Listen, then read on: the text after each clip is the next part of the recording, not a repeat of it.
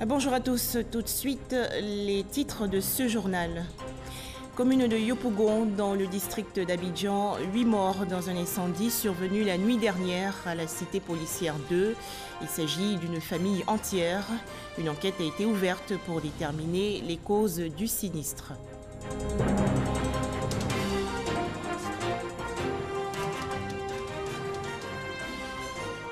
Mauvaise qualité des réseaux de téléphonie mobile en Côte d'Ivoire, l'autorité de régulation met en garde les opérateurs télécoms.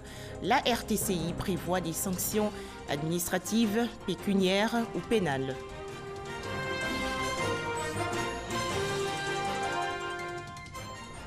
Enfin, fin de carrière pour Didier Drogba, le footballeur ivoirien de 40 ans annonce sa retraite. Merci de nous rejoindre pour commencer ce drame survenu la nuit dernière à la cité policière 2 dans la commune de Yopougon. Toute une famille a péri dans un incendie. 8 personnes sont mortes. L'âge des victimes varie entre 7 et 30 ans. Une enquête a été ouverte pour déterminer les causes du sinistre. Un tout autre sujet à présent, des opérateurs télécoms bientôt sous le coup de sanctions. C'est une décision de l'autorité de régulation des télécommunications de Côte d'Ivoire. La RTCI veut ainsi mettre fin à la mauvaise qualité de service des compagnies de téléphonie mobile. Les détails avec Lanciné Bakayoko. Perte de connexion, avarie sur les appels, lignes brouillées. Bref, la qualité de service au niveau des réseaux de téléphonie mobile s'est fortement dégradée ces dernières semaines. Une dégradation aux incidences fâcheuses sur les populations. Constat de l'autorité de régulation du secteur des télécommunications. Au nombre des incidences sur les populations, nous avons noté des difficultés, voire impossibilité de communiquer ou d'accéder aux services numériques. L'isolement de certaines localités avec des conséquences néfastes sur la prise en charge des situations d'urgence. L'impact négatif sur les transactions financières et bancaires et l'impact négatif sur les activités des entreprises. Selon les opérateurs de téléphonie mobile, rapporte le directeur général de la RTCI, ces difficultés sont dues aux travaux de mise à niveau des équipements, à la mauvaise qualité de l'énergie primaire qui provoque des coupures d'électricité. Les actes de vandalisme répétés sur les infrastructures de réseau et les dommages engendrés par les travaux de génie civil sur les routes font également partie des causes de défaillance des services de télécommunications. Des explications peu convaincantes pour le régulateur qui prépare une série de mesures. Au titre des mesures de régulation, un audit de la qualité de service est en cours actuellement. En cas de nouveaux manquements constatés, les sanctions seront beaucoup plus sévères et pourraient aller de la réduction de la durée des licences jusqu'à leur retrait définitif. Les contrôles inopinés seront plus rapprochés et les résultats seront publiés de manière à faciliter le choix des réseaux par les consommateurs. Ces mesures seront complétées par un audit bilan sur le respect des investissements à réaliser dans le cadre des engagements de couverture prévus au cahier des charges. Vignimou Gamadibé est le lauréat de la 6e édition du prix Abdoulaye Fadiga. Ce doctorant à la faculté des sciences économiques et de gestion à l'université de Lomé au Togo a donc reçu hier sa récompense. Le prix Abdoulaye Fadiga, décerné par la Banque centrale des États de l'Afrique de l'Ouest, fait la promotion de la recherche économique. On en parle avec Adama Kone. Gamadibé Vigninou, doctorant togolais, il est le premier des 37 candidats en compétition pour le prix Abdoulaye Fadiga pour la promotion de la recherche économique, édition 2018. Ses travaux ont porté sur la survie des banques de l'Union économique et monétaire ouest-africaine, UEMOA. J'ai essayé d'analyser comment les nouvelles normes qui viennent d'être instaurées peuvent être utiles à la survie des banques de l'UEMOA. Donc à cet effet, j'ai commencé par analyser les déterminants de la survie des banques depuis 2003 à 2015. Donc ensuite, j'ai pu identifier les déterminants. Donc sur la base de ces résultats, j'ai pu conclure que les nouvelles normes sont vraiment pertinentes pour la zone. Le lauréat 2018 empoche une enveloppe de 10 millions de francs CFA et un diplôme. Pour le jury, c'est une récompense bien méritée au regard de la pertinence de l'étude. Cette étude analyse le rôle des fonds propres réglementaires dans la survie des banques de l'UEMOA afin d'en déduire la pertinence des nouvelles normes bâloises entrées en vigueur le 1er janvier 2018. Elle traite d'un thème d'actualité et la problématique apparaît claire et pertinente. La revue de littérature est adaptée et satisfaisante. La méthodologie utilisée est novatrice, bien présentée et justifiée. Instauré il y a 10 ans, le prix Abdoulaye Fadiga, du nom du premier gouverneur de la Banque centrale des États de l'Afrique de l'Ouest, BCEAO, encourage les jeunes chercheurs de moins de 45 ans de l'espace UEMOA à participer au développement économique de la sous-région, tout en saluant la mémoire de celui qui est présenté comme l'artisan de l'africanisation de la Banque centrale et de son transfert de Paris à Dakar. Je voudrais féliciter et encourager les chercheurs et universitaires de notre Union à valoriser leurs travaux et à contribuer ainsi à soutenir et renforcer les actions économiques engagées pour la consolidation des performances de nos économies. En effet, lorsque celles-ci se portent bien, cela contribue forcément au mieux-être des populations. Et pour terminer, je voulais aussi indiquer que nous avons tenu toutes nos promesses en ce qui concerne le prix et la suite qui est donnée aux lauréats. Nous leur avons promis qu'ils avaient la possibilité de pouvoir solliciter la Banque centrale pour obtenir une bourse leur permettant de terminer leur recherche. Et en plus, nous leur permettons de solliciter un séjour d'au moins 2 ans à la Banque centrale au cas où ils souhaiteraient éventuellement aller un peu plus loin dans la connaissance de l'Institut d'émission et de ses missions. En dehors du lauréat, 3 autres candidats, dont 2 Ivoiriens, ont reçu des prix d'encouragement d'une valeur totale de 5 millions de francs CFA. Il s'agit d'Aboudou Ouattara, Désiré Kwame Kanga et Ruben Djigbenou. En 2012, l'Ivoirien Yaya Keo savourait les délices de cette distinction. Dans l'actualité nationale également, Conseil des ministres présidé aujourd'hui, jeudi 22 novembre 2018, par le chef de l'État Alassane Ouattara. Le conseil de ce jour se déroule au palais présidentiel. Plus de détails dans le courant de la journée. On s'intéresse à présent à ce projet consacré à la surveillance de la forêt ivoirienne. Il s'agit de l'outil Image. Il a été présenté récemment au ministère du Plan et du Développement. À noter que la phase pilote de ce programme financé par l'Agence spatiale britannique va se dérouler dans la région sud-ouest du pays. Les explications de Jean-Luc Bangbo. L'outil Image est un outil qui permet de détecter les pertes de couverts forestiers et en même temps qui permet de modéliser des scénarios d'aménagement du territoire afin de prendre les bonnes décisions pour le pays. Si on augmente la productivité du cacao, est-ce qu'on peut concilier protection forestière et croissance agricole et croissance économique? Donc ça va permettre au ministère du Plan de faire un bon aménagement du territoire. Initié dans le cadre du programme de partenariat international de l'Agence spatiale britannique, cet outil qui a été remis au gouvernement ivoirien est composé d'une cartographie d'utilisation des terres, d'un cadre de valeurs socio-économiques et d'un système d'alerte précoce visant à détecter des pertes de couverts forestiers tous les 12 jours. Notre pays a besoin d'outils de planification robustes pour un bon aménagement et une surveillance accrue du territoire national.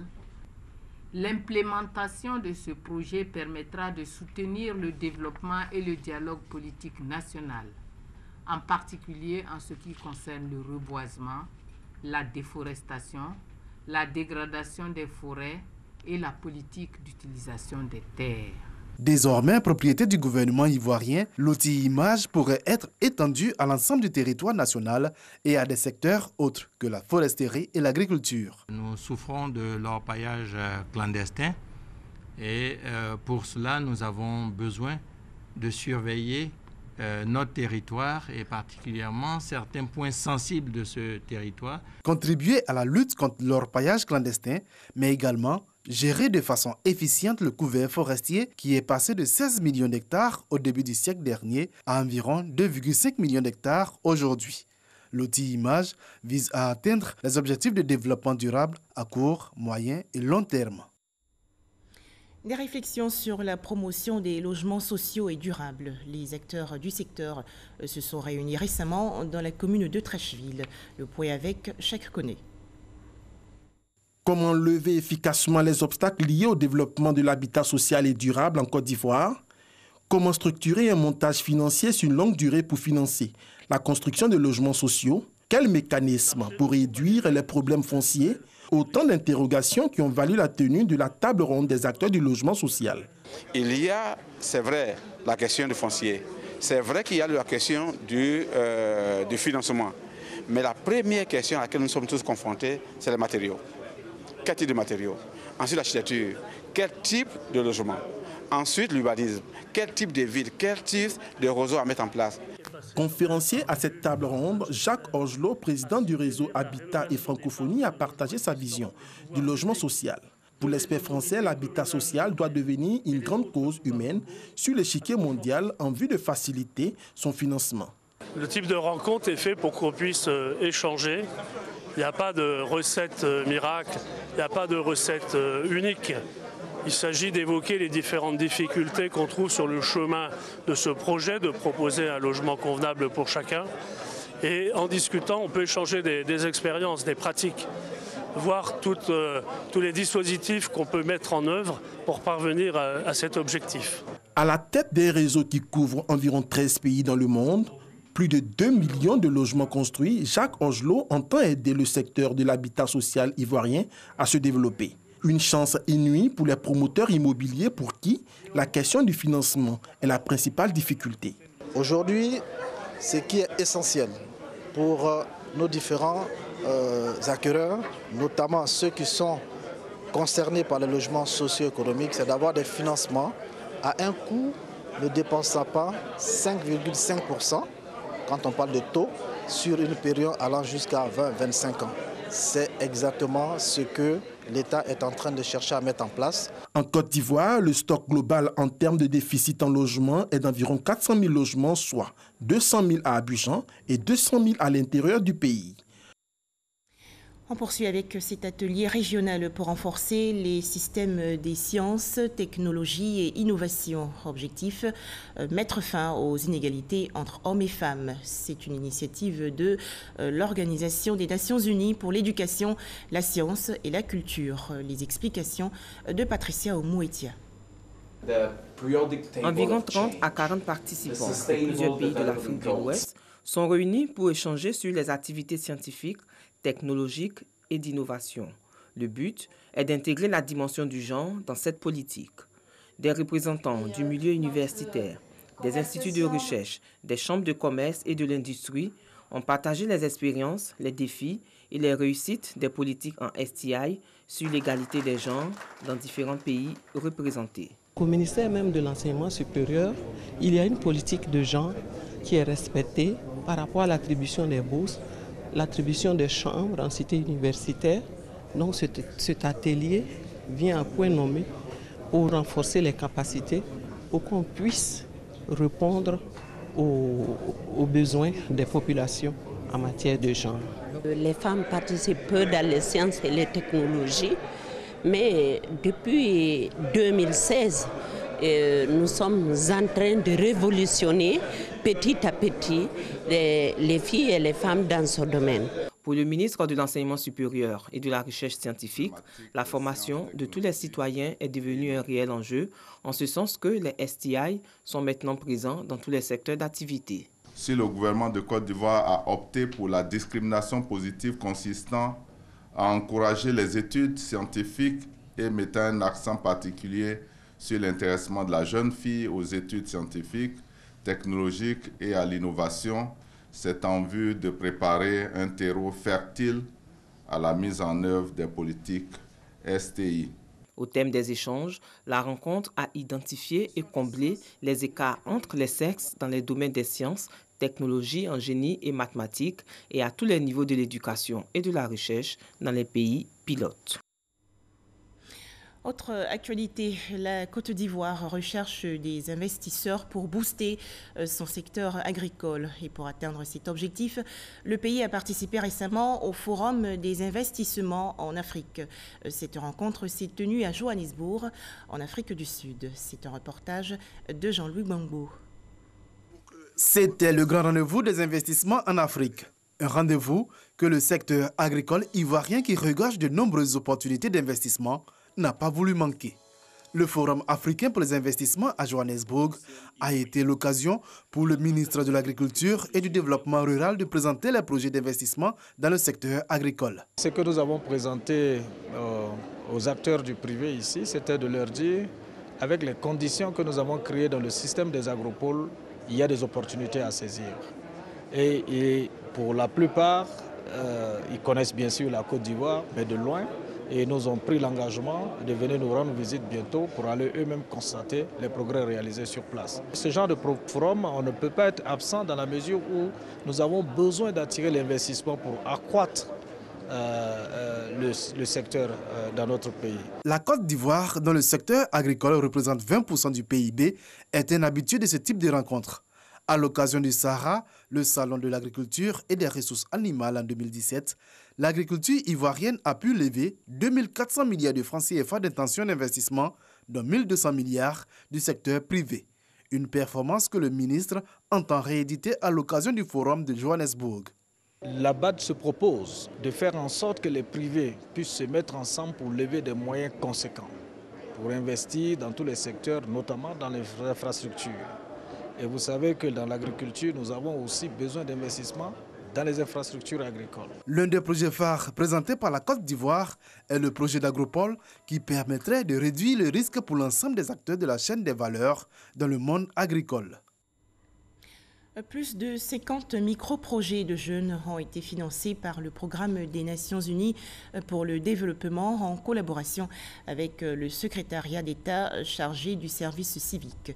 À noter que ce projet pilote va s'étendre dans tout le pays. Ahmed Traoré et Abou Sanogo. Contribuer à l'insertion des jeunes vulnérables dans la vie active.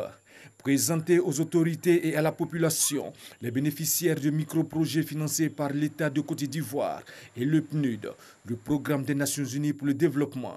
C'est l'enjeu de cette rencontre organisée par le secrétariat d'État chargé du service civique.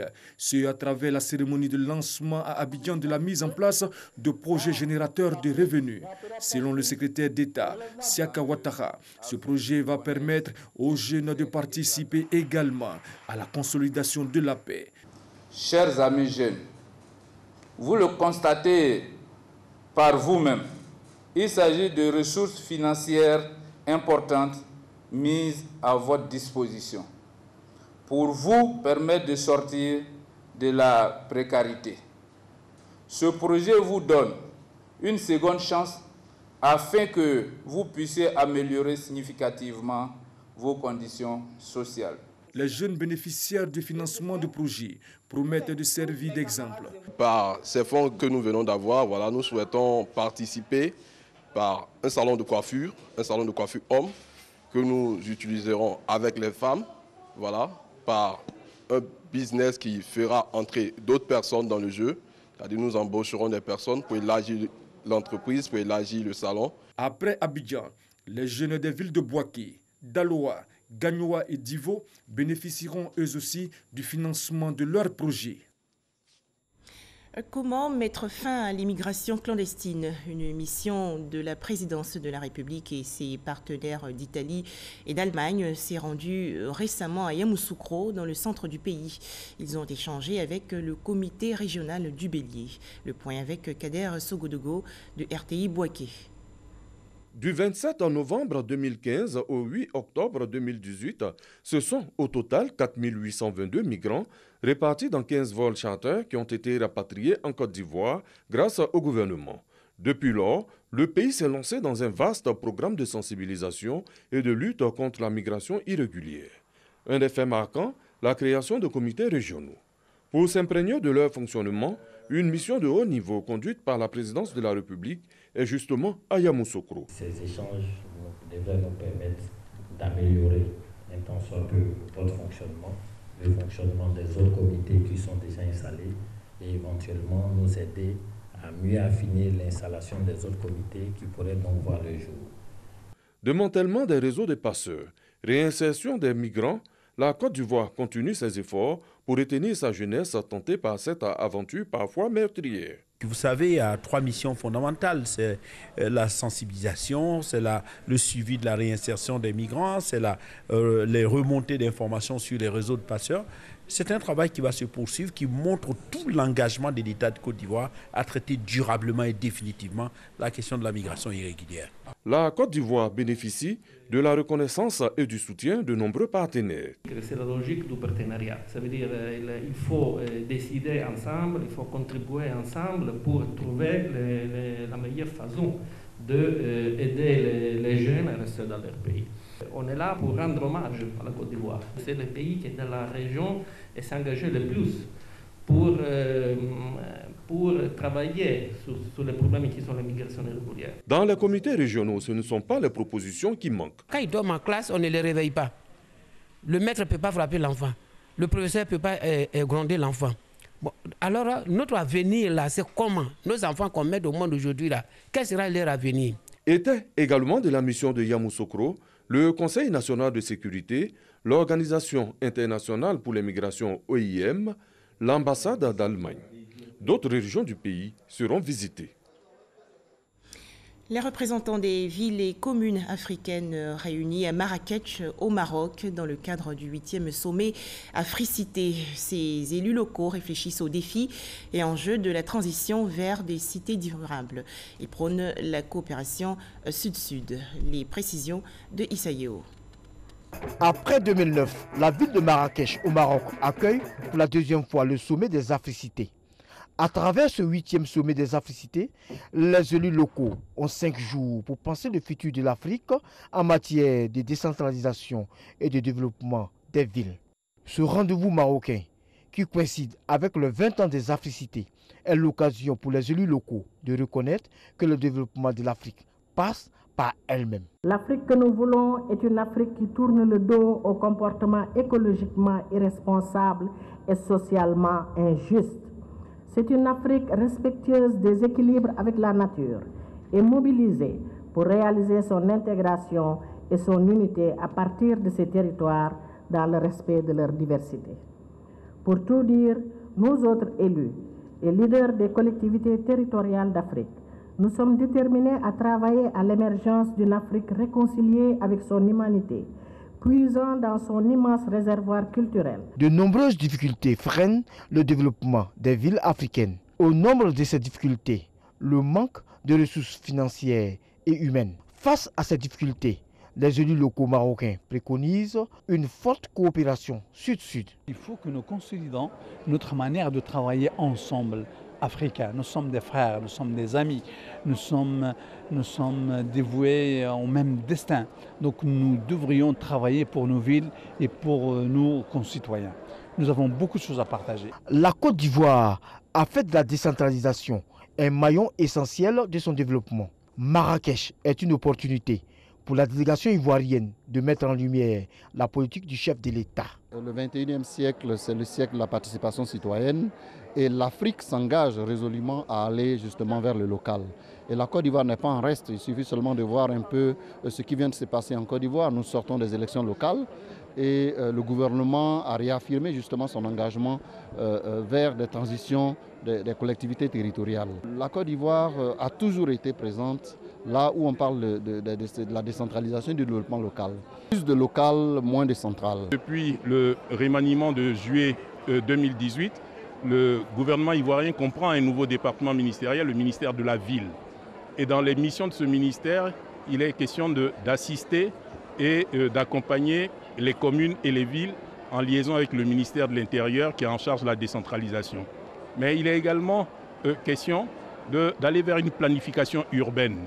Et c'est pour cela que le Premier ministre, M. Amadou Gon Coulibaly, nous a dépêchés ici à Marrakech afin de voir avec les collectivités ivoiriennes comment transformer nos villes, comment rendre nos villes plus attractives, comment permettre à nos villes d'amorcer un développement local durable. L'Afrique se veut un continent ouvert pour son développement. Le Japon, pays invité d'honneur, apporte son expérience de développement local à ce sommet, convaincu qu'une bonne politique de décentralisation passe par une maîtrise de la culture.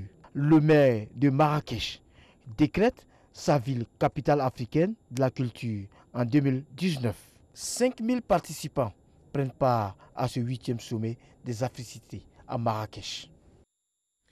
Des tensions à Zouaounia, dans l'ouest du pays. Un affrontement a eu lieu hier entre population Yakuba et Malinké. La raison, un jeune élève Yakuba a été tué par des transporteurs. Les autorités préfectorales appellent au calme. Revenons sur ce drame survenu la nuit dernière à la cité policière 2 dans la commune de Yopougon. Toute une famille a péri dans un incendie. 8 personnes sont mortes. Mais comment le feu s'est-il déclenché?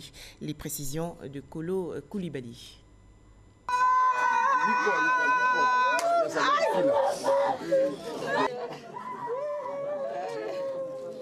Les voisins et même le quartier, encore sous le choc de cette tragédie. 8 personnes dont l'âge varie entre 7 et 30 ans, emportées par les flammes dans leur sommeil.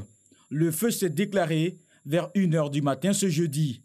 Du fait de la construction du bâtiment, l'accessibilité était très difficile.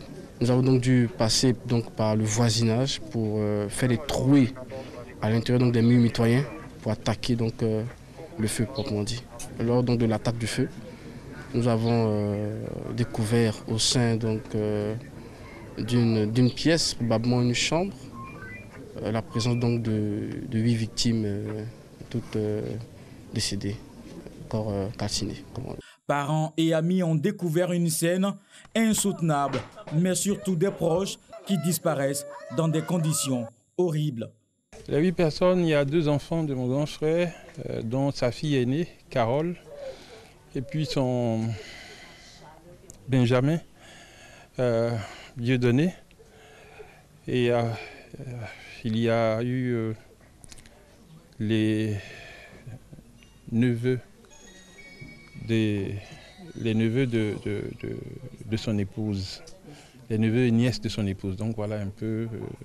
Le préfet d'Abidjan s'est aussitôt rendu sur les lieux du sinistre pour faire le constat. Il est important que nous tirions des leçons parce que, comme vous le savez, c'est le 3e incendie d'une telle gravité seulement en quelques mois. Il y a eu Bassam avec un nombre élevé de victimes, il y a eu Boaké et aujourd'hui Yopougon. Nous avons besoin de comprendre, de tirer des leçons et de sensibiliser nos concitoyens, en tout cas ceux du département d'Abidjan, pour éviter ce genre de drame à l'avenir. Rappelons que le père de famille est décédé il y a 1 an. C'est la mère qui vivait dans la maison avec les enfants. Elle était à des obsèques quand le drame s'est produit. L'enquête ouverte permettra de dire ce qui est à l'origine du sinistre. Sport, football, Didier Drogba met un terme à sa carrière.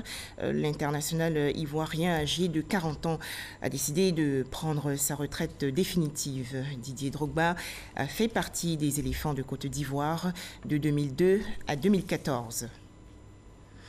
La région du sud de Comoé va accueillir le festival culturel Agnintier du 26 novembre au 2 décembre prochain. Objectif, promouvoir les danses, parures et gastronomie de cette région du sud-est du pays.